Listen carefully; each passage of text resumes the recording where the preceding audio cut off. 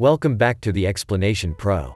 Today I'll recap a historical, action film called Outlaw King.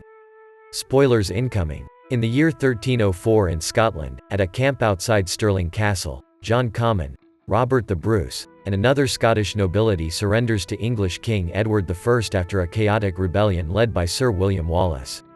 He announces that England will completely take over their province. He also demands that the Scottish lords show utmost respect to this new regime to get their land back. From now on, the people will be under the new administration, which is led by the second Lord of Pembroke, Sir Aymer de Valence. After this, they continue by making an oath of friendship to the king, and a celebration ensues. Right after, Prince of Wales Edward II requests a friendly duel with Robert and some money on the wager. In the middle of their fight, he starts to get questioned about the rumors of William Wallace's whereabouts. The duel is then interrupted, much to the prince's disappointment, as he is suddenly being summoned by the king.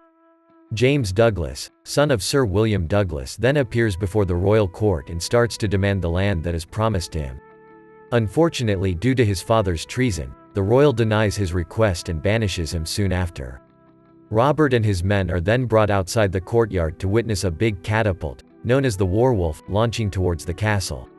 At nightfall, Robert and his father go back home, where he is to wed his goddaughter Elizabeth de Burgh, which symbolizes the union between England and Scotland. The next day, on a horseback, he talks to his father, the 6th Lord of Annandale Robert de Bruce, and promises that they will have the crown one day.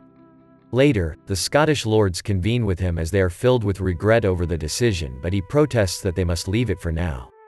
Meanwhile, Elizabeth de Burgh travels by carriage to Scotland to consummate her union with Robert. They marry in a ceremony and the whole kingdom celebrates at night. He is then asked to retire to the chambers to make love to Elizabeth, but he respectfully delays this and leaves her to sleep alone. The following morning, the authorities start to collect the townfolk's taxes. All of a sudden, a team of guards rushes to gather up all the men they can find, and make of them as soldiers for the King of England, much to the consternation of the women. Seeing that a boy as young as 14 years old is being taken away, Elizabeth intervenes and threatens the soldier to let him go. On the other hand, Robert goes to his sickly father a little later, where his father begins to tell stories of his adventures with the king when he was young. As they had been together whilst fighting in the Crusades, he fears that ending his friendship with him may have been a huge mistake. Moments later, he takes his last breath and eventually dies. A funeral is held for him shortly after, resulting in Robert being the new Lord of Annandale. As another day opens, Robert and the guardsmen are delivering the collected taxes to the English collector. Just as he steps back outside, they get caught up in a riot, which breaks out in the town. An unpleasant sight occurs, as they see William Wallace's left arm hanging on a cross. All the while, townsfolk try to overpower the guards, and all hell breaks loose. Robert sees the horror of such chaos, with the authorities themselves failing to subdue them, and violence is instead given. Evening comes and he secretly calls a meeting with his allies about a new plan of creating another revolt against the English. As some agree with his plan, others are doubtful of it. Elizabeth overhears this and confronts him in his chambers to show her allegiance to him fully, despite her loyalty to England.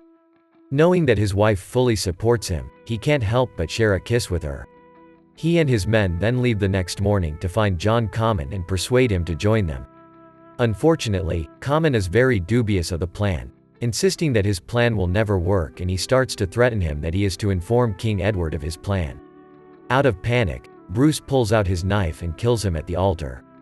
He immediately confesses his sin to the Scottish clergy, where Bishop Lamberton offers him a pardon as long as he supports the Catholic Church in Scotland. He also adds that he must accept to be crowned as the King of Scotland and liberate their motherland from the English. In London, England, King Edward hears about the incident and becomes furious. His son then offers to go to Scotland and crush the uprising himself. The king also orders that no quarter shall be shown to any supporter of Robert the Bruce, who has now been deemed an outlaw. Back in Scotland, a council of nobles discusses their next move, with most refusing to break their oaths to King Edward and leaving the meeting abruptly. Fortunately, the remaining men continue to stand with Robert. With almost no support from his allies, he heads out to Scone, along with the other nobles, bringing Elizabeth and his daughter, Marjorie Bruce. Along the road, the convoy stops suddenly and sees James Douglas kneeling to offer his loyalty to Robert and defend their homeland. At Scone, he is formally crowned as King of Scots and makes an oath to the people, with Scottish lords pledging their fealty to him. Meanwhile, in England, King Edward prepares his son to leave for Scotland along with an army of English soldiers, and they feast to celebrate the incoming death of Robert the Bruce at the hands of the English. A new day comes as Aymer de Valence tries to battle Robert before the Prince of England arrives, but to avoid bloodshed, they will go against each other one-on-one in a duel. The Earl accepts but delays the duel another day, as it is Sunday. That night, the Scottish men retire to their camp where Robert finally decides to make love to his wife. Later, she sings a Scottish lullaby to his daughter as she sleeps. Robert then asks her to be her adoptive mother if ever he dies in the duel. Suddenly, a rain of fire arrows falls on the camp, and the English launch an ambush attack. With his shield in tow, he leads his wife and daughter to safety in the hands of his brother Nigel, who will take them away to Kildrummy. He witnesses his men fight valiantly, with many of them dying as the footmen outnumber them. He desperately tries to fight back, along with Douglas, and manages to slay a few of their enemies. Seeing that the fight is not in their favor, they begin to retreat and his men pull him to safety. Unfortunately, Lord Athol is left behind and is taken to London to be hung. Meanwhile, escaping with only 50 men left, Robert agrees to go to the remote island of Islay at the suggestion of Angus MacDonald. On the way there, they see John MacDougall and his men, where he parleys with them. Bitter about the murder of his cousin John Comyn at the hands of Robert, he still allows them to pass. Meanwhile, at Kildrummy, Nigel and the Queen meet with Lord Simon Fraser, who takes them to the castle. As the men stop to rest, Douglas makes a plan to take some boats across Loch Ryan to get to the other side of the hill, where the coast of Islay is located. They agree to leave their horses and gather up enough supplies to fit inside the boats along with the others.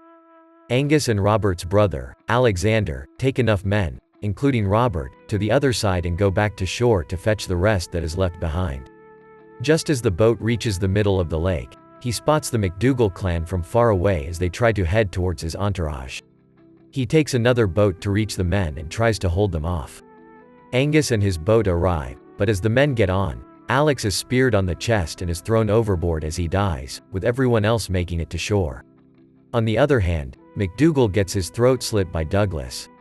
Later on, Prince Edward arrives in Scotland and angrily confronts de Valence for failing to wait for him before attacking and losing Robert in the process. The Earl of Buchan arrives and informs the prince of the whereabouts of Elizabeth and Marjorie. At Kildrummy Castle, Neil alerts the Queen of the English soldiers approaching.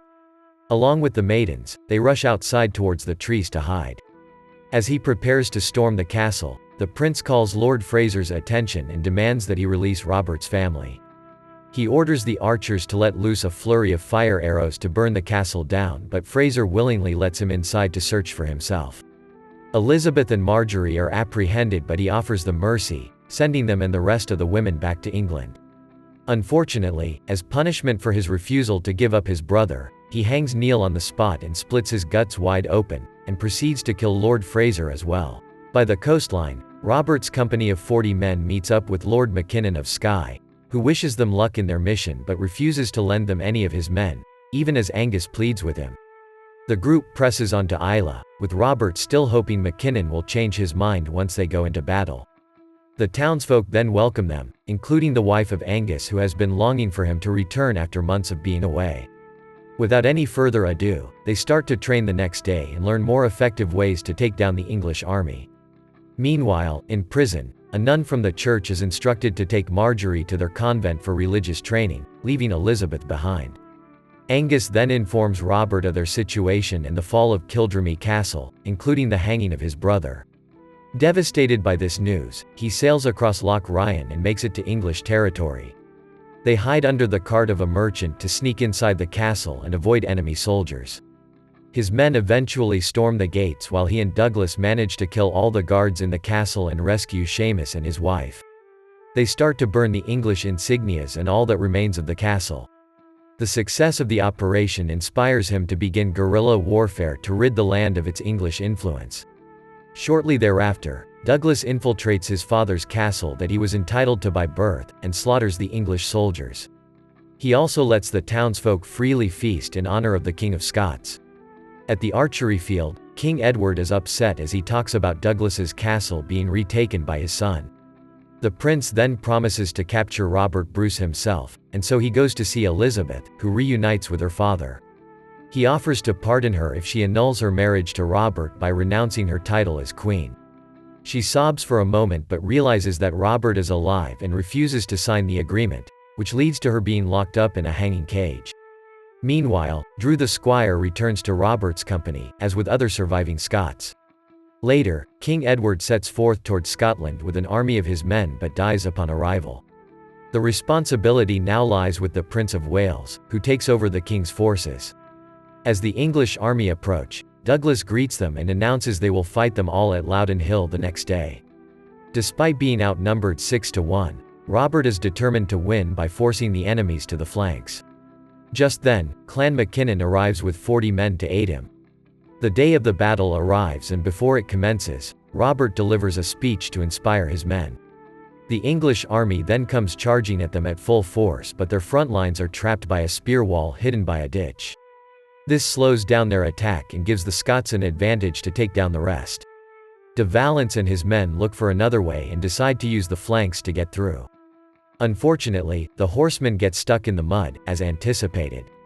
The English knights fall from their horses, with many of them brutally slain by Douglas and Robert, and the battle becomes a free-for-all.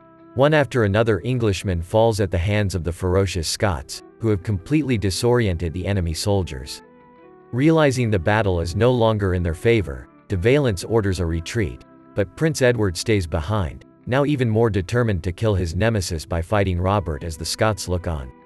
Edward soon starts to lose, but he is unable to cope with this and mentally breaks down. Knowing he will be killed, he vomits out of fear while crying for help. Robert shows mercy and leaves him unharmed, letting him escape.